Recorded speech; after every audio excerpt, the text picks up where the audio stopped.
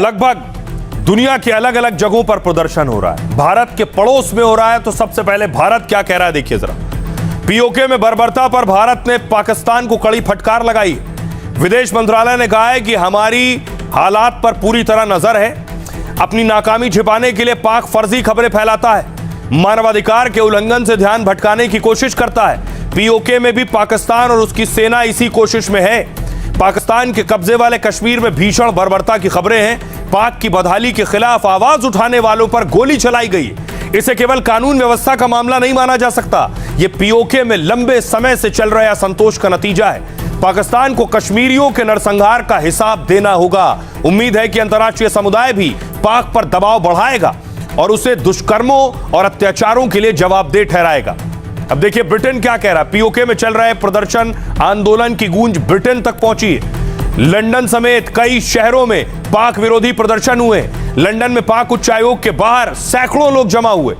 कहा गया तेरा बाप भी आजादी देगा, छीन के लेंगे आजादी के नारे लगे। ब्रिटेन के 30 से ज्यादा सांसदों ने अपनी सरकार को चिट्ठी लिखी है। पीओके में हिंसा और मानवाधिकार के उल्लंघन पर दखल देने की मांग की है। कहा है पाकिस्तान पर कूटनीति के जरिए दबाव डालना चाहिए। कनाडा, ऑस्ट्रेलिया ने अपने नागरिकों के लिए एडवाइजरी जारी की है। पीओके के किसी भी हिस्से में यात्रा न करने की सलाह दी है। फंसे लोगों को हिंसक प्रदर्शनों से दूर रहने की कड़ी हिदायत दी गई है। सुनिए जरा भारतीय विदेश मंत्रालय के प्रवक्ता क्या कह रहे हैं। पाकिस्तान की ओर से फर्जी खबरों और वीडियो का एक सिलसिला लगातार देखने को मिला है, देख रहे हैं हम लोग। यह अपनी विफलताओं को छिपाने और अपने मानवाधिकारों के उल्लंघन हनन के से ध्यान भटकाने का पाकिस्तान का हताशा पूर्ण प्रयास है। पाकिस्तानी कब्जे वाले कश्मीर में भीषण पुलिस बर्बरता की खबरें हम लोगों ने देखी है। कई एक रिपोर्ट देखने में आया है जिसमें कई एक प्रदर्शनकारी मारे गए हैं और कई एक बुरी तरह से घायल है।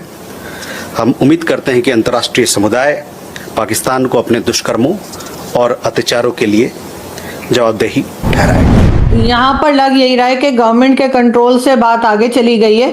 मेरे पास कई वीडियोस आई हैं जो कश्मीर के ही लोगों ने भेजी हैं मुझे, कुछ ने लंदन से, कुछ ने पाकिस्तान से, और उसमें वो यही बता रहे हैं कि रात के वक्त भी जो है लाइट्स ऑफ करके और जो पीसफुल प्रोटेस्ट चल रहा था उसके ऊपर फायरिंग की गई है। बहुत लोगों की जानें गई हैं, बहुत लोग जख्मी हुए हैं।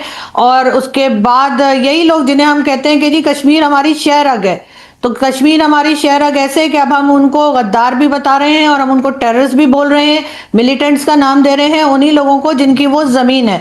वहां जाकर उनके ऊपर इस तरह से फायरिंग करना बिल्कुल गलत है और पाकिस्तान स्टेट ये गलती कर रही है और यही गलती इन्होंने वहां बलूचिस्तान में भी की। जगह पूरे पाकिस्तानी ऑक्युपाइड जम्मू कश्मीर में इस्लामाबाद पुलिस की वर्दियां लोगों ने बिजली की तारों के ऊपर लगा दी हैं, रस्सियों के साथ बांध दिए सड़कों के ऊपर अक्रॉस द रोड, ताकि जो ट्रैफिक जा रही है आ रही है वो देखें और इबरत हासिल करें। पीओके में लोग इतना परेशान हैं, अब वो सेना के सामने खड़े हो गए, पुलिस के सामने खड़े हो गए। लोग कह रहे हैं वो अब महात्मा गांधी की तरह अहिंसा नहीं, अब वो बराबर से जवाब देंगे। ये आप देख रहे हैं पीओके के प्रोटेस्ट की तस्वीर। मारेंगे वापस छोड़ेंगे नहीं। सुनिए, कभी एक गमला भी नहीं टूटा, इसके बाद इंशाल्लाह नहीं टूटेगा। लेकिन याद रखें कि हम गांधी के पैरोकार नहीं हैं। अगर कोई हमें थप्पड़ मारेगा तो हम आगे से वापस 10 मारेंगे, वापस छोड़ेंगे नहीं। इसलिए मुनज़्ज़म होते हुए बिल्कुल जुर्रत के साथ खड़े हूं। तफसीली बातें आगे होंगी, बहुत बातें आज कहने के लिए इंशाल्लाह। अब देखिए लोगों का गुस्सा किस बात को लेकर है। लोगों का गुस्सा महंगाई को लेकर है। लोगों का गुस्सा है खाने पीने की चीजों के दाम बढ़ रहे हैं, आसमान छू रहे हैं और पाक सरकार हाथ पर हाथ धरे बैठी है।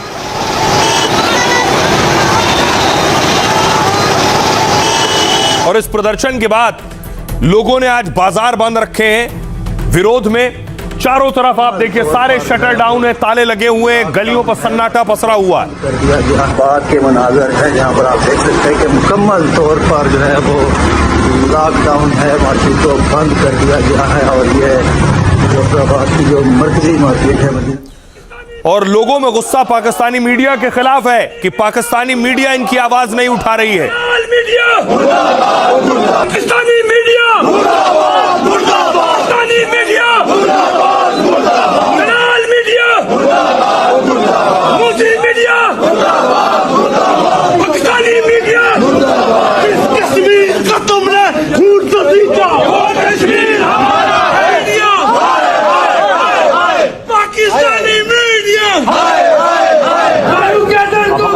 अब आइए आपको बताऊं कि आखिर ये लोग विरोध क्यों कर रहे हैं, इनकी मांग क्या है। पहली मांग देखिए, चुनाव आरक्षण पर यह आग भड़की है। पीओके में अगले महीने 27 जुलाई को चुनाव होने। अभी पीओके में 53 सीटें, 8 सीटें आरक्षित हैं। जिन 45 में चुनाव होना है उनमें से 12 रिजर्व सीटें, आरक्षित सीटें। ये जम्मू कश्मीर से विस्थापित होकर आए लोगों के लिए। Jammu Kashmir joint Awami action committee यानी जैक इसका विरोध कर रही है। उसका कहना है आरक्षण से आबादी का प्रतिनिधित्व कम हो रहा है। जैक की मांग पर कोई फैसला या आश्वासन की बजाय पाक सरकार ने आतंकरोधी कानून के तहत बैन लगा दिया, इसे आतंकी संगठन घोषित कर दिया। इसी के बाद पीओके में हिंसा और तनाव बढ़ गया।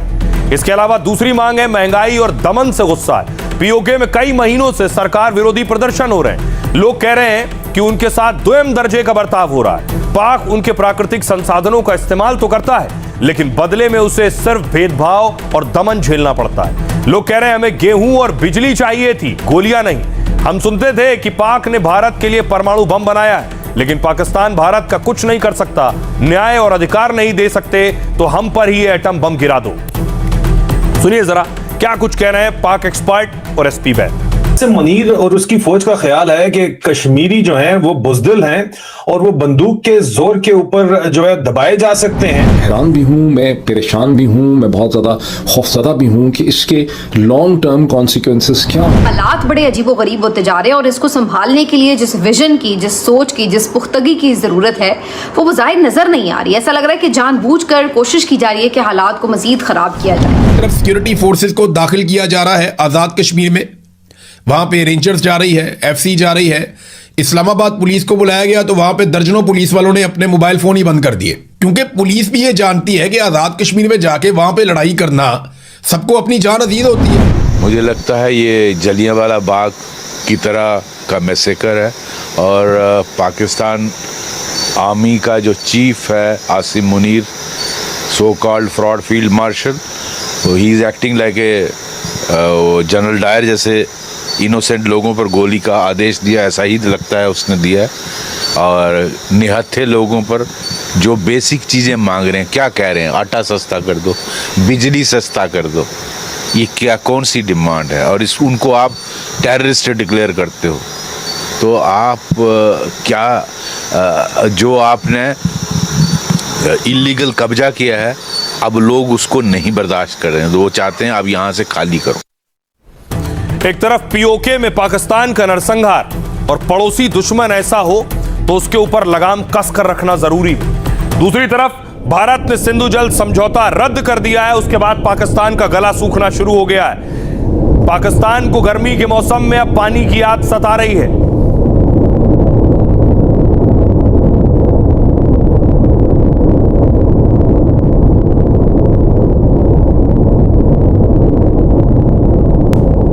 इसी तरह पाकिस्तान के एक नमूने मंत्री को देखिए जरा, रक्षा मंत्री गंदे पानी में कूद लगा दिए। ख्वाजा आसिफ को आप देख रहे हैं, गंदा पानी भरा हुआ है और छलांग लगा दी उसमें, और अपने साथ साथ साथियों को भी ले डूबे।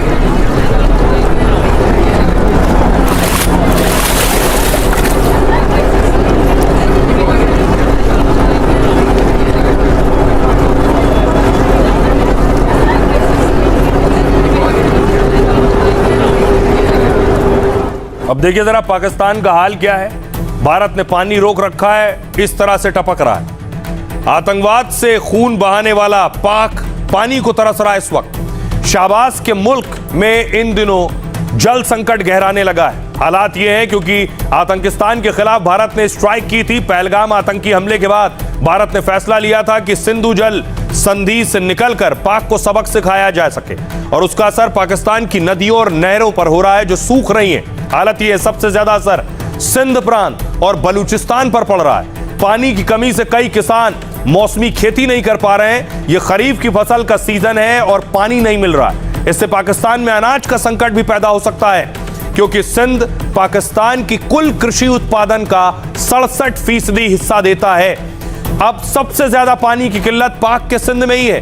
पीपीपी नेता ने इसे सिंध के लिए आर्थिक नरसंहार करार दिया है। इसके पीछे शाहबाज सरकार की बेईमानी भी बड़ा कारण है, क्योंकि पाक मीडिया के मुताबिक सिंध को पूरा पानी नहीं मिल रहा है। सिंध ने सरकार से 1,30,000 क्यूसेक पानी की मांग की थी, लेकिन उसे केवल 1 लाख क्यूसेक पानी दिया जा रहा है। इससे सिंध और बलूचिस्तान में लोगों में गुस्सा है, लोग आक्रोशित हैं। इसका असर यह होगा कि पाक में राजनीतिक तनाव पैदा हो सकता है। फंड की कमी से पाक में जल आपूर्ति से जुड़ी परियोजनाएं भी रुक सकती हैं। ट्रिब्यून की रिपोर्ट के मुताबिक पाक के जल क्षेत्र में 969 अरब रुपए की जरूरत है। इसके बावजूद शाहबाज सरकार ने सिर्फ 179 अरब रुपए का प्रस्ताव दिया है। सुनिए जरा जल मंत्री भारत के क्या कह रहे हैं इस पर।